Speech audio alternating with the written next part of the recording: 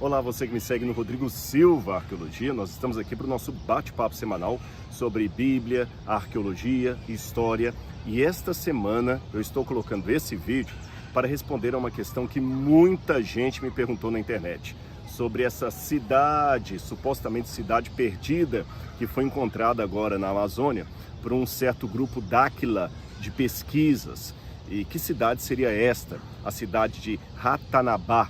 Será que essa cidade existiu mesmo? Será que é verdade? Os supostos descobridores dessa cidade dizem que este achado vai revolucionar não apenas a história da humanidade, mas também toda a ciência, todas as religiões, e vão comprovar que existiu aqui no Brasil, na Amazônia, o berço da nossa civilização e que ela teria começado há 450 milhões de anos no passado. Bom, eu até pensei, será que compensa eu colocar um vídeo sobre isso? Primeiro porque, embora eu mexa com arqueologia, eu não sou arqueólogo de arqueologia brasileira. Quando eu estudei na USP, nós fizemos umas 2 ou 3 matérias sobre a arqueologia do Brasil. Nós estudamos sambaquis, arqueologia amazônica, sobre cerâmica marajoara, mas foram matérias apenas introdutórias. Eu acabei me especializando mais em arqueologia do Oriente Médio. Porém, eu sei que todo mundo, por vincular esse achado à arqueologia, gostaria de saber o que eu tenho a dizer a esse respeito. Também estou consciente que muitos vídeos já foram gravados emitindo opiniões acerca dessa cidade, e você não espere que vai encontrar aqui tantas novidades no que eu vou dizer, a não ser algumas fontes que eu vou apresentar. De princípio, eu posso dizer que esse achado, ele pode ser verdadeiro, mas não é como este sensacionalismo, essa boataria internetica estão colocando, tá bem? Vou explicar para você. A primeira coisa que me registra uma grande suspeita desse anúncio são as pessoas que estão por detrás dele. Calma, não é que um argumento ad hominem de preconceito, porque foi A que falou e não B. Não se trata disso, mas que muitas pessoas têm às vezes uma pauta, às vezes eles têm uma agenda que querem enfiar goela abaixo a todo custo, e uma questão é você querer descobrir a verdade. Outra é querer que a verdade esteja ao seu lado, custe o que custar. O presidente dessa agência Dáquila, ou Dáquila, eu não sei como pronuncia, é o Urandir, aquele famoso ufólogo que foi apelidado aí como pai do ET Bilu, que foi motivo de piada. Muita gente viu aquilo até com sarcasmo. Eu lembro quando passavam na internet ou na televisão na época, olha, vamos ter mais uma entrevista com o Bilu. Aí o Urandir ia lá, mostrava a fazenda dele, aí no mato ficava um bichinho ali pulando com os olhinhos assim, já nem sabia como é que era. Olha, igual o Bilu vai dar um salto para frente. A gente ria com aquilo ali, foi motivo de piada. Mas apesar da sandice de algumas declarações, e mesmo da maneira assim caricatural com que esse ET chamado Bilu, a partir do próprio nome, foi apresentado, levou muitos a rirem do projeto, porém, não se deixe enganar. Tem muitas pessoas que seguem as ideias do Urandir, que acreditam nisso, e ele vai mais além. Ele afirma que esta cidade subterrânea que está aqui na Amazônia comprovaria toda a sua teoria. Vamos deixar só o helicóptero passar. Faz ao vivo é assim, viu, gente? O helicóptero acabou de passar aqui. Bom, não é ET, fiquem tranquilos, eu nem disco voador, é apenas um helicóptero. Voltando ao que eu estava dizendo, o Urandir, apesar de toda a situação cômica e até caricatural das teorias dele, conseguiu arregimentar um bom contingente de pessoas que seguem suas ideias.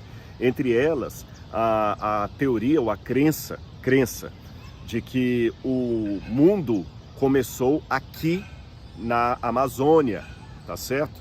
Isto já é, do ponto de vista bíblico, errado, porque o mundo teria começado no Jardim do Éden, que seria em algum ponto do planeta Terra, que eu não posso precisar onde, porque o que acontecia antes do dilúvio teve toda a paisagem da Terra modificada. E depois do dilúvio, a gente pode pegar que o berço da civilização foi a Mesopotâmia, na atual região ali do Tigre, Eufrates, o atual Iraque, tá certo? Ali que começou o berço da civilização, com a fundação das primeiras cidades. Erech, Eridu, Ur, depois aqui Jericó e outras cidades mais. Porém, ele diz que não, que esqueçam essas histórias, que os livros de história estão errados, têm que ser todos reescritos, porque a humanidade começou aqui. E agora ele pegou um avião e, a partir de um método chamado LIDAR, que na verdade é até uma sigla em inglês, eu até vou pegar aqui a minha cola para poder não cometer nenhum erro ao passar isso aí para vocês. Essa sigla que ele usa aqui, eu anotei em algum ponto aqui, que é uma sigla em inglês, Light Detection and Ranging. Esse Light Detection and Ranging, que significa LIDAR em inglês, é uma técnica séria de arqueologia que você pode, através de fotografias e emissões de luz, conseguir, através de um mapeamento aéreo, perceber, por exemplo, a realidade, a existência de um sítio arqueológico, mesmo que este esteja embaixo de uma floresta densa como a floresta amazônica. E esse tipo de método de investigação já foi usado noutras ocasiões ali na Amazônia, inclusive poucos dias antes da declaração de Urandir e companhia sobre o achado dessa cidade aí, nós temos a informação que um estudo foi feito, documentado inclusive por arqueólogos europeus, que encontrou a comprovação de uma cidade pertencente ao povo Caçarabi, que habitou na Bolívia entre os anos 500 depois de Cristo até 1400 depois de Cristo. E quem esteve a cargo dessas pesquisas foi o arqueólogo alemão Heiko Prümers, tá certo? Então ele fez ali e detectou essa cidade com o mesmo método do Urandir. Aí o Urandir, não sei se por coincidência ou aproveitando o sensacionalismo do momento, falou, olha, eu também descobri. E a cidade que eu descobri é muito maior, ela está na Amazônia, não no lado boliviano, mas no lado brasileiro ali da floresta. E ele mostra alguns registros ali do que poderiam ser ruas e tudo mais. O que eu tenho a dizer a esse respeito? Bom, em primeiro lugar, que a comprovação de existência de cidades na Amazônia não foi coisa que o senhor Urandir descobriu, ele não é o pioneiro disso, e se você for pesquisar na USP, você vai ver que o MAI, onde eu estudei, onde eu fiz meu doutorado, que é o Museu de Arqueologia e Etnologia da USP, já tem muitas pesquisas indexadas, publicadas em jornais, periódicos de pesquisa, mostrando a existência de cidades muito bem organizadas na atual floresta amazônica, tanto do lado brasileiro quanto do lado boliviano e também ali do Peru. Na floresta amazônica há existência, restos de cidades, de civilizações de pelo menos 6.000 anos, tá certo? Então, o que o Urandir está colocando assim, que ele descobriu restos de uma civilização, não, na academia não tem nada de novo nisso aí. Eu me lembrei dessas poucas aulas que eu tive lá na USP sobre a arqueologia da Amazônia, e tem um professor lá nós temos alguns professores na USP que são especializados em arqueologia da Amazônia. Você tem a professora Fabiola, se você procurar lá no Lattes dela, você tem o Lattes da professora Fabiola, que ela trabalha muito com sambaquis, com cultura indígena, e você tem o professor Eduardo Góes. O professor Eduardo, ele é muito conhecido na área da arqueologia. Eduardo Góes Neves. Se você procurar qualquer coisa, vou te dar uma dica, coloca no Google assim, Eduardo Góes com E Neves, MAE, que é M-A-E, USP, Amazônia. Você vai ver uma série de artigos científicos que eles publicaram, tem inclusive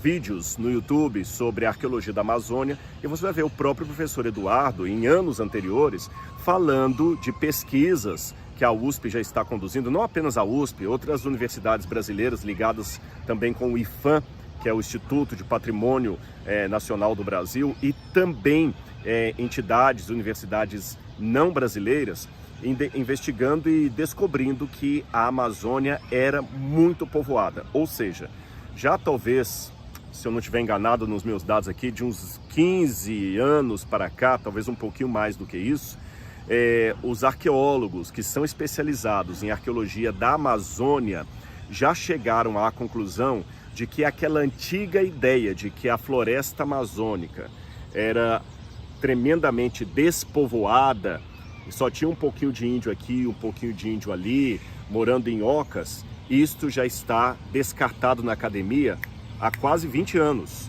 tá certo? Ou seja, vários indícios arqueológicos já foram encontrados, inclusive usando esse tipo de mapeamento que eu falei com vocês aí do LIDAR, comprovando que havia civilizações muito bem estruturadas ali na Amazônia. Você sabe, quando você estudou talvez lá no ensino médio, que os professores já falavam daqueles 3 grandes impérios das Américas aqui, né? Os Incas, os Maias e os Astecas, sendo que os Astecas e os Maias estão mais ali na América Central e os Incas estariam mais aqui na América do Sul. E você tem lá, por exemplo, a cidade de Machu Picchu, que foi encontrada no Peru, uma cidade muito bem preservada, com pirâmide, com muitas coisas ali. E na Amazônia também tem outras cidades, tão ou mais sofisticadas que Machu Picchu, só que estão debaixo da floresta. Isto, quase todos os arqueólogos já estão unânimes em declarar isso. Não é novidade nenhuma a esse respeito, tá certo? Inclusive, já se sabe que essas cidades, elas eram interligadas entre si, mesmo que estivessem uma distância de 10 quilômetros uma da outra, interligadas por estradas. Essa também foi uma novidade no mundo acadêmico, porque até esta época que as pesquisas na Amazônia começaram a descobrir essas civilizações, acreditava-se que os índios, principalmente os índios brasileiros, a gente chama de brasilíndios, eles não faziam estradas, o que é realidade. Porém, havia civilizações anteriores à chegada dos portugueses aqui, ou dos espanhóis, as civilizações sofisticadas que faziam estradas, sim, aqui. Na verdade, até no século XIX, nós já temos cartas de pioneiros, batedores, desbravadores, bandeirantes, que localizavam ruínas dessas cidades antigas, tá bom? Inclusive existe um caso de um explorador europeu que foi em busca de uma dessas cidades. Ele era meio místico também, ele se dizia descendente dos fundadores de uma dessas civilizações, e ele acabou sendo morto. Ele foi para o Rio de Janeiro, depois ele foi morto, e até a suspeita que quem o matou foi justamente o guia que o acompanhava lá na floresta, aquele homem que conhecia da floresta e que prometeu levá-lo a essa cidade ali. Então tudo isso é verdade, tá bom? Não há nada de novidade nesse suposto achado do senhor Urandi e do pessoal aí do instituto dele. Essas cidades, como eu falei, se você procurar no site do MAI, da USP, você vai encontrar vários artigos, tese de mestrado, tese de doutorado, de alunas orientandas do professor Eduardo, mostrando a existência de civilizações ali muito bem sofisticadas na Amazônia. Muita coisa ainda está por descobrir, isso é verdade. Por quê? A falta de recursos financeiros, recursos públicos para escavação. Não é barato uma escavação. Para mandar um pessoal lá para a USP, da USP ou de qualquer outra universidade que tem arqueologia, como por exemplo a Universidade Federal de Pernambuco, que tem arqueologia, o Museu Nacional do Rio de Janeiro, outras instituições, e a floresta amazônica tem toda uma questão de terras indígenas, a proteção ambiental do IPHAN, licitação para fazer as escavações. Você está vendo essa polêmica aí com o agronegócio e tudo mais, ou seja, não é chegar simplesmente na Amazônia lá e fazer um monte de buracos como se você estivesse escavando o fundo da sua casa. É delicado, é demorado, envolve recursos, autorizações. Por isso que muitas dessas pesquisas ainda estão na sua fase preliminar, como aliás é em várias outras áreas de pesquisa arqueológica, tá bem? Agora vem o lado sensacionalista e cômico do senhor Urandi. Ele, com base nisso aí, ele falou: provei a cidade de Ratanabá. Essa cidade ela é maior do que a cidade de São Paulo. E ela tem um subterrâneo que ligava o mundo inteiro através de subterrâneo. E só ali tem ouro maior do que qualquer outro país jamais descoberto. Isso fará do Brasil o país mais rico do mundo. Aí ele começa a viajar na maionese e vai dizer que há 450 milhões de anos ETs vieram e fundaram essa cidade, que foi a capital do mundo. Gente, aí começa a viajar na maionese de tal maneira que, sinceramente, eu não tenho nem como refutar uma declaração dessa. Não é porque o argumento seja sólido, é porque ele é tão ridículo e destituído de fundamentação básica, que seria como se eu dissesse para vocês aqui: olha, essa árvore aqui foi uma mulher que no dia do casamento virou essa árvore que está aqui atrás. É tão absurdo o que eu estou falando que você não tem como acreditar, mas não tem como refutar também, tá certo? Não é assim que um trabalho sério de arqueologia acontece. Então, tomem cuidado com essas questões de OVNIs, de UFOs, tem muito sensacionalismo na internet. Então, minha opinião aqui clara para vocês houve realmente, nós temos indícios de civilizações na Amazônia, não apenas no lado brasileiro, também na Bolívia, no Peru. Há ainda civilizações a serem descobertas. Ao que tudo indica, eram civilizações ágrafas, elas não deixaram material escrito, até onde saibamos. Não temos todas as informações. Agora, em primeiro lugar, que são civilizações de 450 milhões de anos, isso é ridículo. Inclusive, algumas que foram datadas com carbono 14, deram até 700 anos antes de Cristo. Houve uma outra civilização que foi dada por volta do ano 400 ao ano 1500, antes ali da chegada dos descobridores. Há indícios de civilização ali de até 6.000 anos, ou seja, nós temos ali algo da época quase patriarcal lá de Abraão. Então nós temos indício de que enquanto Abraão estava saindo de Ur e vindo para a terra prometida, já havia civilização, cidade habitada aqui na Amazônia. Isto havia. Como é que esse pessoal chegou aqui? É um mistério, mas ninguém sabe. Nem mesmo, seja o arqueólogo que acredita na Bíblia, que não acredita na Bíblia, que acredita em Deus, que não acredita em Deus. Fala-se muito da teoria do Estreito de Bering, que eles vieram ali pelo Estreito de Bering. Outros acham que os primeiros habitantes das Américas podem ter chegado aqui na época da glaciação, que estava congelada e acabaram vindo até aqui. Outros pensam que podem ter vindo por navios. Nós não temos a resposta. E antes que você fique assustado, mas não temos resposta. Nós não precisamos, nós que cremos na Bíblia, ter resposta para tudo.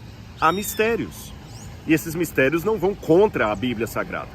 O fato de ter presença humana aqui, civilização aqui, não tira o mérito de nenhum versículo da Bíblia. Então, por que o desespero? Tá certo? Por que o desespero? Mas o sujeito falou que é uma cidade que tem subterrâneo. Bom, agora ele que tem que provar isso. E não tem absolutamente prova nenhuma disso. Eu não conheço um arqueólogo sério que vai falar que aquela cidade tem 450 milhões de anos. Nem criacionistas, nem evolucionistas, sabe? Esse site também, eu dei uma olhada lá, eles são ligados ao terraplanismo, embora ele troque a palavra terra plana por terra côncava, sabe? E até o terraplanismo mesmo não é perfeitamente o que ele defende, que ele coloca um centro, um universo heliocêntrico.